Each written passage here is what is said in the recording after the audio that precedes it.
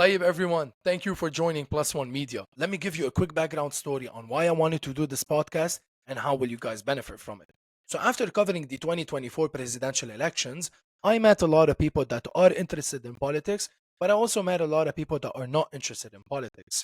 And when I asked them the question, why aren't you interested in that specific topic? Usually there's two answers. The first one is that, look, I don't really care because there's a lot of news that we don't know which one is true and which one is false, and it's very hard for me to digest and understand.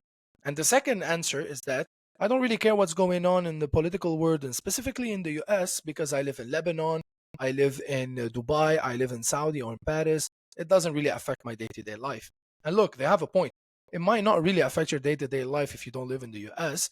And also, it's very hard to understand and digest because there's a lot of news that we don't know which one is true and which one is false.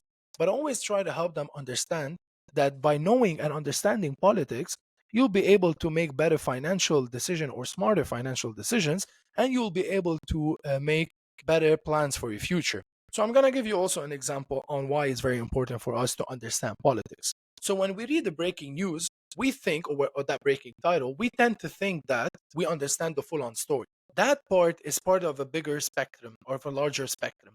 That spectrum starts with all the events that led up to that breaking news and ends with all the ripple effects and the consequences of that breaking news.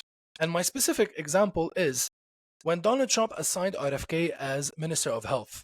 People like me that read the news every day, we knew that Donald Trump was going to assign RFK as Minister of Health, but also we were able to know what would be the ripple effects of that breaking news.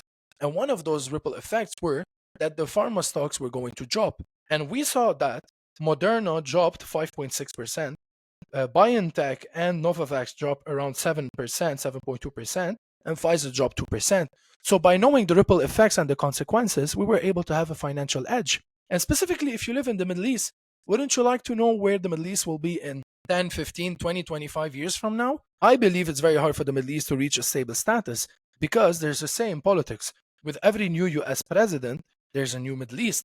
So if there's a change of power or a change in leadership in the White House, specifically between Republicans and Democrats every 4 to 8 years, then how hard will it be for the Middle East to reach a stable status? It will be very hard because with every new US president, there's a new Middle East, there's new policies, there's new visions, there's new alliances. And we saw it when Donald Trump became president in 2017.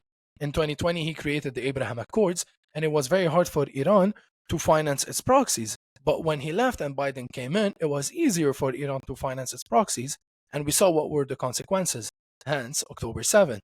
So when you start understanding what's going on around you, you'll be able to make better plans for your future and smarter financial decisions. And also, this podcast will be a platform for debates. I met also a lot of people on Instagram that would like to debate, but it was through comments and DMs, and honestly, it was very unhealthy. And I think it's very healthy to have debates and arguments with people that you disagree with. It's very healthy for you to know that you are wrong. I was wrong in so many topics, and it helped me better myself way more than I think. So before we jump into the next episode, please, I urge you to follow, share, like, comment, do whatever you want to do to help me grow this podcast, and see you in the next one.